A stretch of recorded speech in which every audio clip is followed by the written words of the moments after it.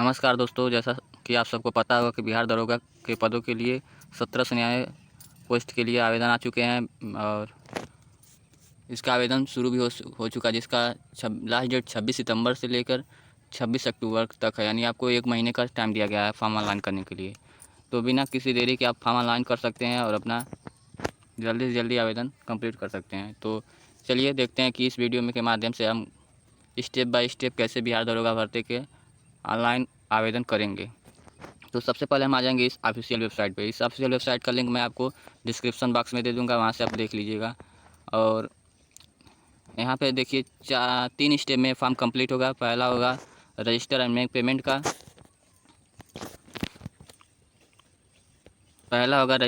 Payment का, दूसरा fill application form का और तीसरा व्यू एप्लीकेशन स्टेटस और फॉर्म सबमिट का। तो यहाँ पे सबसे पहले आपको रजिस्ट्रेशन करते ही आपको फीस पेमेंट करना होगा और उसके बाद से आप यहाँ पे जब रजिस्टर एंड मेक पेमेंट पे क्लिक करेंगे, जैसे ही आप रजिस्टर एंड मेक पेमेंट पे क्लिक करेंगे आप अगले पेज पर रीडायरेक्ट हो जाएंगे। और यहाँ पे आप अच्छे से नोटिफिकेशन जो इंस्ट्रक्शन दिया उसे आप पढ़ लेंगे। पढ़ने के बाद ही आप चेक बॉक्स पे क्लिक करके आगे रजिस्ट्रेशन के लिए कंप्लीट करेंगे। तो आप यहाँ पे आप चाहें तो आप इसे दोनों भाषाओं हिंदी में भी पढ़ सकते हैं या अंग्रेजी में भी पढ़ सकते हैं। तो अगर आप हिंदी में पढ़ना चाहते हैं तो यहाँ पे क्लिक करके आपको हिंदी सेलेक्ट करना होगा। देखिए अभी हिंदी में आ चुका है। यहाँ पे कुछ मुख्य बातें हैं जो रजिस्ट्रेशन करने से पहले आपको ज़रूर पढ़ लेनी चाहिए, ताकि आपको बाद में परेशानी ना हो। तो चलिए आपको मैं कुछ मुख्य जो बातें हैं वहाँ पे पंजीकरण, यहाँ पे पैरा नंबर 5 में दिया है कि देखिए साफ दे दिया है कि सबमिट करने के बाद फॉर्म में कोई परिवर्तन नहीं किया जा सकता, इसलिए भुगतान करने से पहले आवेदक को सभी विवरणों को जांच करनी चाहिए। सबसे पहले हम यहाँ पे जो चेक बॉक्स है वहाँ पे टिक करेंगे। यहाँ पे टिक करने के बाद यहाँ प्रोसीड एंड रजिस्ट्रेशन पेमेंट वाले ऑप्शन पे क्लिक करेंगे। तो सबसे पहले हम इस पर क्लिक करते हैं। जैसे हम क्लिक करेंगे हम आगे वाले पेज पे आ जाएंगे। यहाँ पे एप्लीकेंट डिटेल्स का पूरा फॉर्म खुल के आ जाएगा। यहाँ पे एप्लीकेंट डिटेल्स पूरा फिल करना है। जैसे नोट में दिया है अपना पूरा नाम 10वीं कक्षा के प्रमाण पत्र के अनुसार ही लिखें। जैसे आपको नाम में कुछ अलग से नहीं लिखना है कि मिसेस, मिस्टर, डॉक्टर, ये सब नहीं लगाना। उपनाम तो एकदम नहीं लगाना है। जैसा आपका हाई स्कूल में हो वैसे ही यहाँ पे नाम इंटर करना है, क्योंकि एक बार रजिस्ट्रेशन होने के बाद आप सुधार नहीं कर पाएंगे, आप बहुत परेशान हो जाएंगे। तो आप प्लीज़ इसको अच्छे से इंस्ट्रक्शन पढ़ लें, उसके बाद से ही फॉर्म को ऑनलाइन आवेदन शुरू करें। यहाँ पे देख लीजिए साफ लिखा है कि पूरा नाम 10वीं कक्षा के प्रमाण पत्र के अनुसार ही लिखें और उसमें doctor, mister, Mrs, Shrimati etc ना लगाएं। तो सबसे पहले हम यहाँ पर और जन्मतिथि भी यहाँ पे दिखाया गया कि जन्मतिथि भी हाई स्कूल के प्रमाण पत्र के अनुसार ही एंटर करें। तो हम सबसे पहले हमें यहाँ पे अपना फर्स्ट नेम डालेंगे, फिर मिडिल नेम, फिर अगर सर नेम है तो सर नेम है तो फर्स्ट नेम मिडिल नेम, मतलब जैसे आपके हाई स्कूल में है वैसे ही हम अपना यहाँ पे एंटर करेंगे। उसके बाद से यहाँ पे सिलेक्ट एप्लीकेंट नेशनलिटी, यहाँ पे सिलेक्ट एप्लीकेंट नेशनलिटी वाले ऑप्शन पर क्लिक करेंगे और यहाँ पे इंडियन चूज करेंगे। और उसके बाद से इंटर एप्लीकेंट मोबाइल नंबर, यहीं पे आपको सबसे सावधानी बरतनी है। आपको ऐसा मोबाइल नंबर देना है जो बिल्कुल गलत ना हो और आपका एकदम चालू कंडीशन में हो। अगर मोबाइल नंबर गलत हो जाएगा तब आप परेशान हो जाएंगे। मोबाइल नंबर इंटर करते समय बहुत ही सावधानी पूर्वक और उसे मोबाइल नंबर को एंटर करना है। और ईमेल आईडी की भी वही हाल है।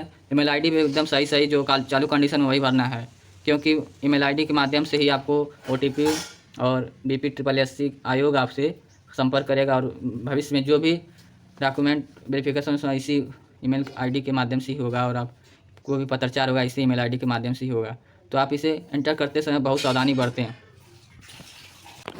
एक बार आपको फिर से बताना चाहूँगा कि आप ईमेल आईडी और मोबाइल नंबर बिल्कुल भी गलत ना करें, क्योंकि आप पूरी भर्ती प्रक्रिया के दौरान इसे आप चेंज नहीं कर सकते हैं। और यहाँ पे साफ दिखाया है कि ईमेल आईडी बहुत ही महत्वपूर्ण और एक आईडी विशिष्ट होनी चाहिए। भविष्य के संदर्भ के लिए मान्य ईमेल आईडी ही दर्ज करें, ताकि भर्ती से संबंधित जानकारी ईमेल आईडी के माध्यम से भेजी जा सके। और अगर आपके पास ईमेल आईडी नहीं है तो कृपया एक नई ईमेल आईडी बनाएं। एक नई ईमेल आईडी से केवल एक ईमेल आईडी के लिए केवल एक ही आवेदन किया जा सकता है और एक मोबाइल नंबर पर भी एक ही आवेदन किया जा सकता है। और उसके बाद से ईमेल आईडी एंटर करने के बाद यहाँ पूछ रहा है are you a domicile of Bihar state. अगर यस करेंगे, अगर आप बिहार के निवासी है तो यहाँ पे अगर आप बिहार के निवासी है तो यस करेंगे, और बिहार के निवासी नहीं है तो नो करेंगे सीधे। तो मान लीजिए अगर हम यस करते हैं, बिहार के निवासी यस करते हैं, तो यहाँ applicant category OBC, EWS, BC, SC, ST choose करने का ऑप्शन आएगा। और यहाँ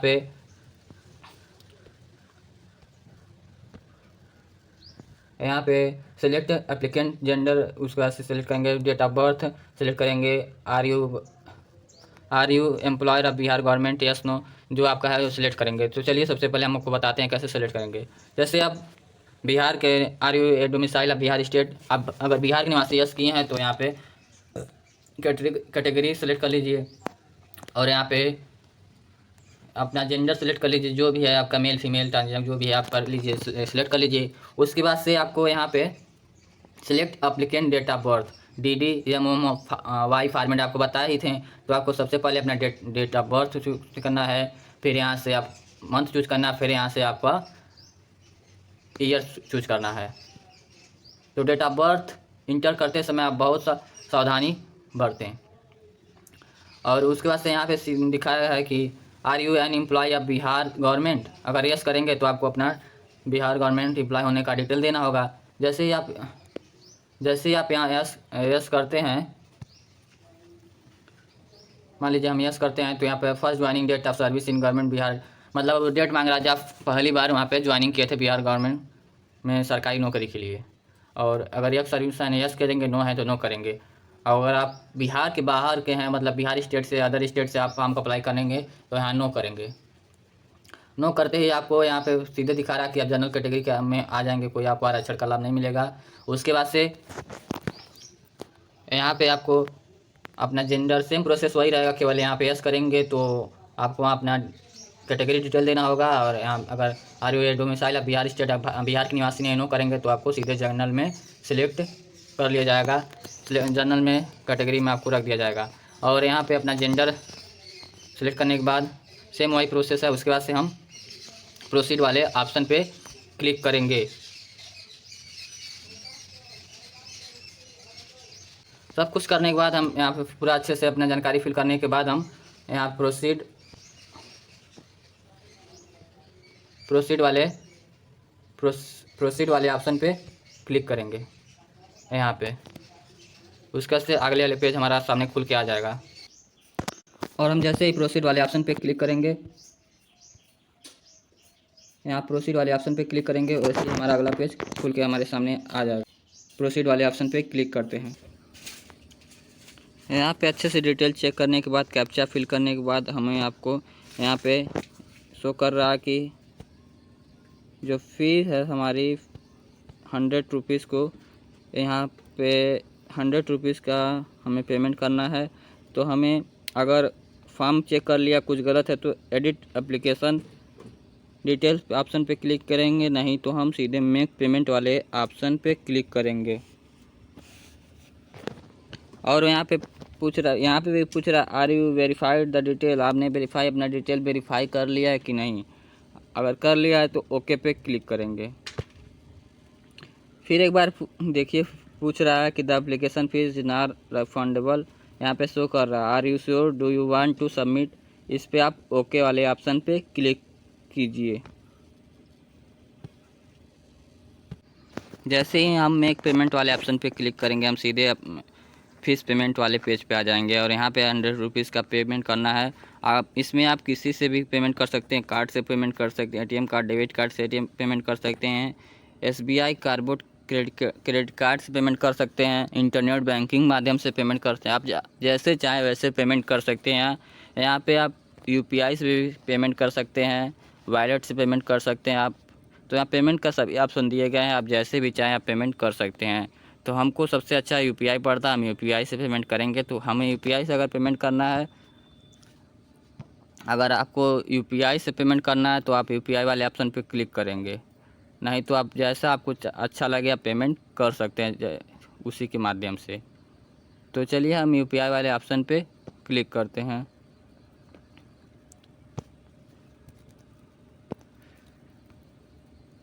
जैसे हम यूपीआई वाले ऑप्शन पे क्लिक करेंगे, हमें अपना यूपीआई डिटेल फिल करना होगा।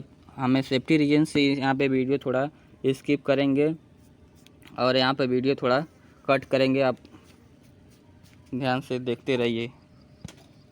और हाँ दोस्तों, एक बात और बताना चाहूँगा कि अगर आप यूपीआई आईडी से पेमेंट करना चाहते हैं तो आप यहाँ पे यूपीआई आईडी फिल करके वैलिड यूपीआई वाले ऑप्शन पे वैलिड यूपीआई आईडी पे क्लिक करेंगे। और नहीं तो आप क्यूआर कोड से करना चाहेंगे तो क्यूआर कोड पे आप जैसे ही क्लिक करेंगे आपके सामने क्यूआर कोड खुल के सामने आ जाएगा, उसे ही आप अपने मोबाइल से या स्क्रीनशॉट लेके उससे पेमेंट कर सकते हैं।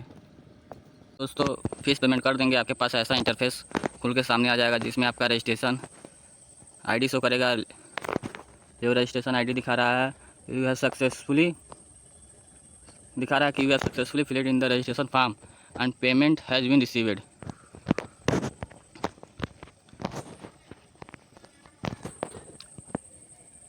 और यहाँ पे आपका रजिस्ट्रेशन नंबर, ईमेल आईडी और मोबाइल नंबर दोनों पे सेंड कर दिया गया है, ऐसा दिखा रहा है। यहाँ पे देखिए, email has been send to your registered email and mobile number, और please save the following details for communication. और इस पर आप पेमेंट रिसिप्ट डाउनलोड करने के लिए यहाँ पे क्लिक हियर टू डाउनलोड वाले ऑप्शन पे क्लिक करेंगे। तो हम लोग को चलिए पेमेंट रिसिप्ट पहले डाउनलोड कर लेते हैं।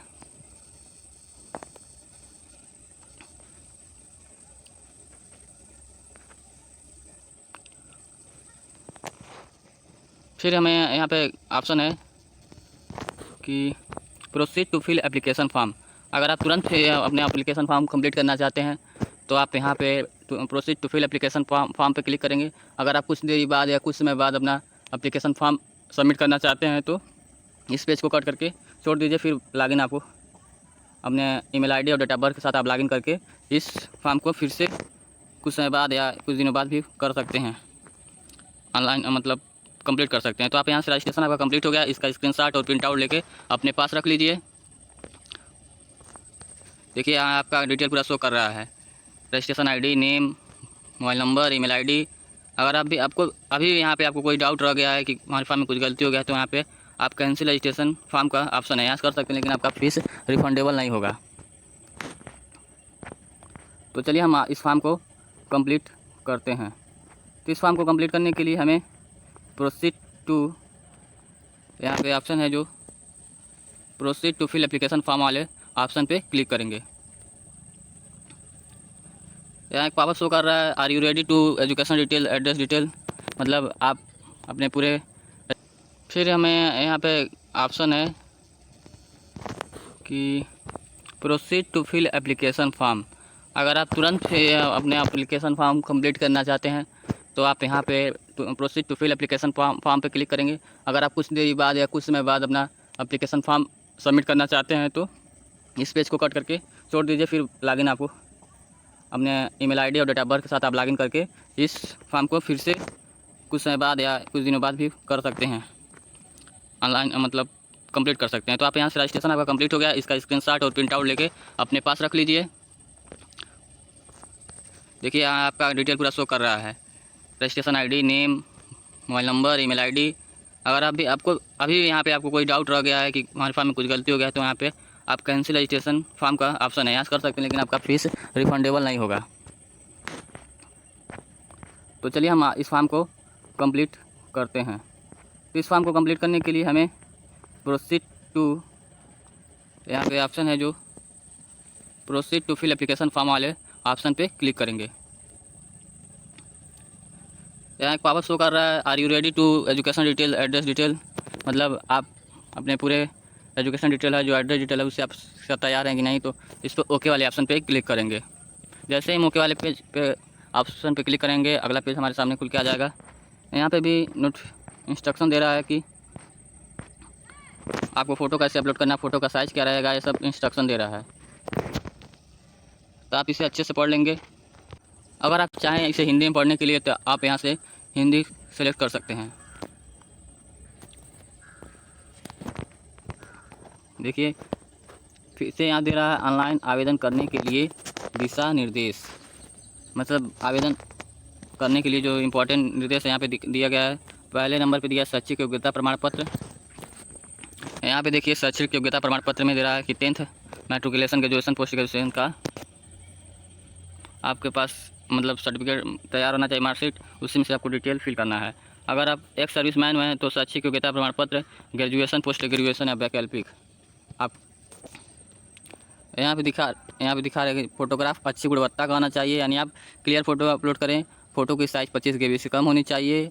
और यहाँ पर फोटोग्राफ में आपके दोनों कान स्पष्ट, यानी आपके दोनों कान एकदम स्पष्ट दिखाई देने होने चाहिए। कोई टोपी ओपी नहीं पहनना है, चश्मा नहीं पहनना है। उसके बाद से यहाँ पे फ़ोटो खिंचवाते समय अनावश्यक रूप से, इसमें वही दिया है, सुनिश्चित करें कि आपने फ़ोटो अपलोड किया है और अन्यथा आपका आवेदन पत्र रद्द कर दिया जाएगा। ये सब पूरा अच्छे से पढ़ने के बाद देखिए यहाँ पे 3.5 सेंटीमीटर इंटू 4.5 सेंटीमीटर डायमेंशन इसका होना चाहिए। उसके बाद से यहाँ पे चौथे नंबर दिया, आपने अपने हस्त साइन अपलोड करना है। दोनों हस्ताक्षर काले स्याही पेन स्याही में सफ़ेद कागज़ पर होंगे, यानी आपको हस्ताक्षर अपलोड करने के लिए काले पेन से ही साइन करना है और सफ़ेद कागज़ पर करना है। और इसका साइज़ 25 KB से कम होना चाहिए।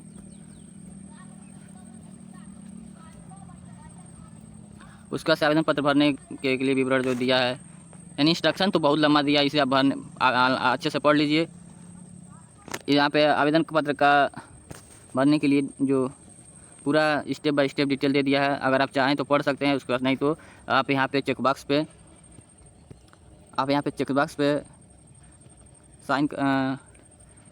चेकबॉक्स पे क्लिक करके proceed to fill application form पे क्लिक करेंगे। तो चलिए हम अच्छे से पढ़ ही लिए हैं। Proceed to fill application form पे क्लिक करेंगे।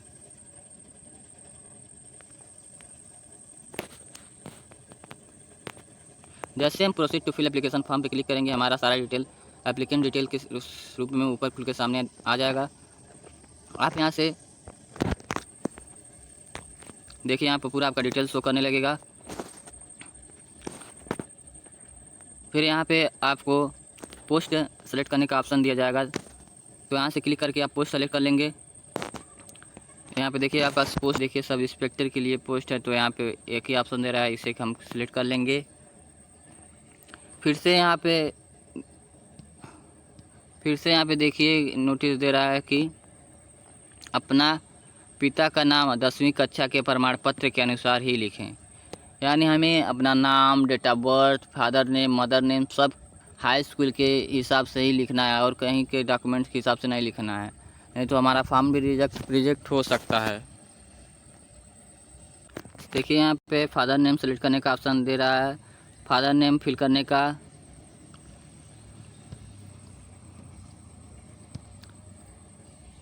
यहाँ पे फादर नेम फिल करेंगे, फिर यहाँ पे मदर नेम और इसके से मैरिटल स्टेटस, आप विवाहित हैं या आपका विवाह हो गया है, यहाँ पे सेलेक्ट करना है, यस नो करना है। मैरिड कि अनमैरिड इसको सेलेक्ट करना है। फिर इसके बाद से आपको यहाँ select identity card type select करना है। फिर आईडी कार्ड नंबर यहाँ पे आपको करना है। यहाँ पे आइडेंटिफिकेशन मार्क आपको दिखाना है कि आपके चेहरे पे या आपके चेहरे का पहचान क्या है, एक कट है या साइन है, किसी भी तरह का चिन्ह है, तो यहाँ पे आपको बताना होगा। और यहाँ पे पूछ रहा आर यू वार्ड्स आप फ्रीडम फाइटर, आप फ्रीडम फाइटर नहीं है ना। अगर फ्रीडम फाइटर हैं तो यस नो करेंगे। तो आप अच्छे से पहले समझ लीजिएगा, उसके से आप फॉर्म भरना शुरू कीजिए। Father name, mother name, personal detail, marital status select करने के बाद यहाँ पे ऑप्शन आ जाता है यहाँ पे कि अब यहाँ पे सिलेक्ट आइडेंटिटी कार्ड टाइप है, तो यहाँ पे हम देखिए क्या क्या फिल क्या क्या यहाँ पे प्रूफ के लिए दे सकते हैं। आधार कार्ड दे सकते हैं, वोटर कार्ड दे सकते हैं, pan card, passport, driving licence और राशन कार्ड, बर्थ सर्टिफिकेट। इतना हम अपना पहचान के रूप में दे सकते हैं। तो सबके पास आधार कार्ड होगा तो आप आधार कार्ड वाले ऑप्शन पे क्लिक करेंगे। उसके बाद से इधर तक आर यू फ्रीडम फाइटर तक फॉर्म भरने के बाद यहाँ पे आ जाता है एजुकेशनल क्वालिफिकेशन डिटेल। यहाँ पे आपका पहले नंबर पे दिया है हाई स्कूल मैट्रिकुलेशन 10th का डिटेल। तो यहाँ पे आपका जो बोर्ड रहेगा, अगर आप अपने स्टेट बोर्ड से पढ़ रहे हैं तो अपने स्टेट बोर्ड का नाम यहाँ पे फिल करना पड़ेगा, नेम ऑफ यूनिवर्सिटी। देखिए अगर आप स्टेट बोर्ड से हैं तो अपना स्टेट बोर्ड से आप जिस भी, अगर CBSE बोर्ड से हैं तो आप CBSE डिटेल दीजिएगा। उसके बाद से यहाँ पे नेम ऑफ इंस्टीट्यूशन का नाम देना है। अगर आपका है यहाँ पे हाई स्कूल किस बोर्ड से किए हैं, बिहार बोर्ड से किए हैं, CBSE बोर्ड से किए हैं, किस बोर्ड से किए हैं, ये आपको फिल करना है। अपने स्टेट बोर्ड का यहाँ नाम लिखेंगे, फिर पासिंग सर्टिफिकेट नंबर, फिर यहाँ पे certificate issue date and passing year पूछ रहा है। तो बहुत ही सावधानी से हम इसे फिल करेंगे। ग्रेजुएशन में भी वही पूछ रहा है कि यहाँ पे आप किस यूनिवर्सिटी से ग्रेजुएशन किए, किस कॉलेज से ग्रेजुएशन किए, यहाँ पे उसका नाम रहेगा और यहाँ पे पासिंग सर्टिफिकेट नंबर रहेगा। फिर यहाँ पे सर्टिफिकेट इशू डेट, फिर पासिंग ईयर डेट रहेगा। तो आप इसे बहुत ही सावधानी से भरिए। इसको फिल करने के बाद यहाँ पोस्ट ग्रेजुएशन का भी आप डिटेल, अगर आपके पास पोस्ट ग्रेजुएशन है तो आप पोस्ट ग्रेजुएशन का भी डिटेल दे सकते हैं। उसका भी यहाँ पे पासिंग सर्टिफिकेट नंबर, उसके बाद से उसका भी सर्टिफिकेट इशू डेट और पासिंग ईयर दे सकते हैं, देना पड़ेगा। उसके बाद से आपको नीचे आ जाना है। नीचे आ जाने के बाद यहाँ पे आपका एड्रेस डिटेल फिल करना है। एड्रेस डिटेल में आपका परमानेंट और करस्पॉन्डेंस एड्रेस दे रहा है। अगर आपको दोनों एड्रेस आपका सेम है, यहाँ पे अपना एड्रेस फिल करेंगे, प्लाट नंबर, मोहल्ला, सब कुछ, डिस्ट्रिक्ट, पिन कोड, स्टेट सब फिल करने के बाद देखिए यहाँ पे दिया है परमानेंट एड्रेस, कॉरस्पॉन्डेंस एड्रेस। अगर आपका सेम है तो यस करेंगे, सेम नहीं है तो नो करेंगे। तो आपको यहाँ पर अपना परमानेंट एड्रेस या कॉरस्पॉन्डेंस एड्रेस देना होगा। मान लीजिए कि हमारा यहाँ पे सेम है तो हम यस कर देंगे, तो दोनों जगह सेम दिखाने लगेगा। और यहाँ पे आपको पहले नंबर पर दिया हाउस नंबर, प्लॉट नंबर, फिर यहाँ मोहल्ला, फिर यहाँ village, nearest post office, state, district, pin code. यहाँ ये सब डिटेल फिल करने के बाद आपको, अगर आपका सेम एड्रेस पे है तो यस कर दीजिए, अगर नो नहीं तो अपना करस्पॉन्डेंस एड्रेस का भी सेम डिटेल फिल कर दीजिए। उसके बाद से यहाँ पे पूछ रहा है डिक्लेरेशन और क्रिमिनल केसेस। यहाँ पे यानी आपको पूछ रहा है कि आपसे पूछ रहा है कि आपके विरुद्ध कोई कानूनी कार्रवाई तो नहीं रही है, FIR या कोई केस मारपीट का या कैसा भी केस नहीं चलना चाहिए। अगर चल भी रहा है तो हम इसको यस नो में जवाब देंगे। तो डिक्लेरेशन ऑफ क्रिमिनल केस, यहाँ पे देखिए दिखा रहा है डिक्लेरेशन ऑफ क्रिमिनल केस, इसे आप बहुत सावधानी से इसका यस नो में आंसर देंगे। तो यहाँ पे देखिए पहले नंबर पर दे रहा है have you ever been debated by UPSC, SSC और SPSC any requirement board from appearing. आप किसी परीक्षा से डिबेट नहीं किए गए हैं, निकाले गए नहीं हैं ना, तो हम नहीं निकाले गए हैं। तो यहाँ पे यस, अगर निकाले गए हैं तो यस करेंगे, नहीं निकालेंगे तो नो। तो हम जाहिर सी बात है यहाँ पे नो करना पड़ेगा, क्योंकि हम निकाले गए तो ऐसे ही हमारा फॉर्म रिजेक्ट हो जाएगा। तो हम यहाँ पे जो हमारा सही रहेगा उस पर क्लिक करेंगे। तो हम नो वाले ऑप्शन पे क्लिक करेंगे। फिर पूछ रहा है कि यहाँ पे देखिए एकदम अच्छे से बिना स्किप किए वीडियो को देखिए, उसके बाद से आपको फॉर्म भरने में कोई परेशानी नहीं होगी। देखिए यहाँ पे criminal proceeding details if any, अगर आपके पास कोई आपके खिलाफ़ कोई आपके थाने में या आपके ज़िले में कोई क्रिमिनल केस आपके ऊपर चल रहा है या कोई FIR हुआ तो इसका डिटेल पूछ रहा है। वेदर, देखिए ये नंबर करके दिया है, वेदर एनी FIR और criminal case has been registered against you, क्या आपके खिलाफ़ कोई FIR या क्रिमिनल केस रजिस्टर है, तो आप नो करेंगे। फिर B नंबर पे दिया है, अभी कोष्टक में यहाँ पे दूसरे नंबर पे where any criminal complaint case और FIR criminal case is pending against, कि आपके खिलाफ कोई FIR या कोई क्रिमिनल केस पेंडिंग चल रहा है इन कोर्ट ऑफ लॉ और with police at the time of submitting the application form. यानी आप जब फॉर्म एप्लीकेशन साइन कर रहे हैं, फिल कर रहे हैं, तो इस समय आपके कोई पेंडिंग तो नहीं चल रहा है, कोई केस, कोई FIR, तो हम सीधे नो करेंगे। अगर आप चल रहा है तो आपको यहाँ पे गलत जानकारी नहीं देना है, नो। अगर चल रहा है तो आप यस कर सकते हैं। वैसे किसी का भी जो लोग फॉर्म भरते हैं 90% लोगों का, तो 99% लोगों का यही रहता है कि कोई उनके खिलाफ क्रिमिनल केस नहीं रहता है। अब उसका C नंबर पे दे रहा है, इसको बहुत ध्यान से देखिए। C नंबर वाले यहाँ पे have you ever been arrested detained in any criminal case, क्या कह रहा है कि आप किसी केस के मामले में गिरफ्तार किए जा चुके हैं या पहले गिरफ्तार हुए थे, तो आपको सीधे नो करना है। अगर कि हुए गिरफ्तार किए हैं तो नो, किए गए हैं तो यस कीजिए, नहीं तो नो कीजिए। तो यहाँ पे सबको सबसे अच्छा रहेगा कि आप अगर किसी केस में नहीं फंसे हैं, किसी FIR में नहीं फंसे हैं, तो सीधे नो वाले ऑप्शन पे क्लिक करेंगे। फिर यहाँ पे पूछ रहा है have you ever been tried and convicted और acquitted by a court of law any criminal case, क्या का यहाँ पे यानी आपसे कह रहा है कि आप गिरफ्तार किए गए हैं या पकड़े गए हैं किसी न्यायालय में, या किस के न्यायालय में। आप यहाँ पे पूछ रहा है have you ever been tried convicted and acquitted by a court of law any criminal case. इसमें कह रहा है कि आप किसी केस में फंसे हैं या आपको कोर्ट में हाजिर किया गया है कि नहीं, किसी कोर्ट के समक्ष पेश किया गया है कि नहीं, तो यहाँ पे सीधे नो करेंगे। फिर E नंबर पे पूछ रहा है, यहाँ पे E वाले ऑप्शन पे देखिए पूछ रहा है हैव यू, यहाँ E वाले ऑप्शन को बहुत ध्यान से पढ़ेंगे। देखिए have you ever been tried and convicted by the court by feeling any bond और good behaviour ETC। Have you ever been tried and bear, अपने बर्ताव के लिए कोर्ट में कोई फॉर्म भरा है, कोई कोर्ट में कोई प्रमाण दिया है कि नहीं, तो आप यहाँ पे भी हम नो करेंगे। नो करने के बाद इतना डिटेल अपना पूरा चेक कर लीजिए अच्छे से, अपना फादर नेम, मदर नेम, सब कुछ पोस्ट वोट सेलेक्ट करने के बाद अपना एजुकेशनल डिटेल फिल करने के बाद यहाँ पे आप नीचे आ जाइए। नीचे अपना अब इसको आप एकदम अच्छे से भरिएगा। डिक्लेरेशन ऑफ क्रिमिनल केस वाला सेक्शन बहुत ध्यान से आप भरिएगा, इसको थोड़ा भी गलती मत कीजिएगा, नहीं तो आपका फॉर्म रिजेक्ट भी हो सकता है। और इतना भरने के बाद आप नीचे आ जाइए। नीचे यहाँ फ़ोटो अपलोडिंग पे सेक्शन है, तो यहाँ पे देखिए कुछ आपको यहाँ पे फ़ोटो का डिटेल दिया गया है कि अगर आप एकदम नज़दीक से वाला फ़ोटो अपलोड करते हैं, जो एकदम मतलब जो एकदम नज़दीक से खींचा हुआ फ़ोटो होगा वो भी रिजेक्ट किया जाएगा। टू क्लोज वाला फ़ोटो भी, और ज़्यादा दूर से खींचा गया फ़ोटो वो भी मतलब रिजेक्ट होगा।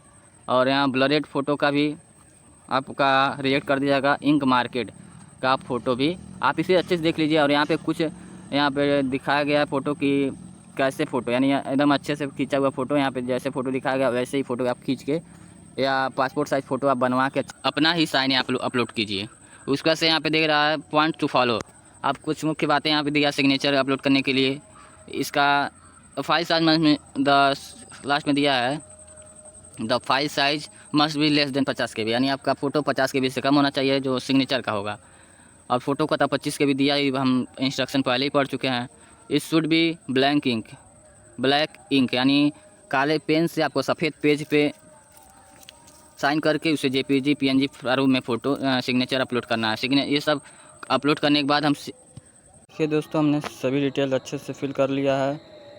एक बार इसे क्रॉस वेरीफाई कर लेंगे कि हमारा सब कुछ name, father name, mother name सही है कि नहीं, हमने जो एजुकेशनल डिटेल फिल किया वो सही है कि नहीं। सब कुछ चेक करने के बाद चेक करने के बाद हम स्क्रॉल डाउन करके आएंगे। फ़ोटो अपना अगले साइन सिग्नेचर सब कुछ अपलोड होने के बाद यहाँ पे फ़ोटो सिग्नेचर आ जाएगा। उसके बाद से हम सीधे इस प्रोसीड वाले ऑप्शन पे क्लिक करेंगे। जैसे हम प्रोसीड वाले ऑप्शन पे क्लिक करेंगे हमारे पास अगले पेज का इंटरफेस खुल के सामने आ जाएगा।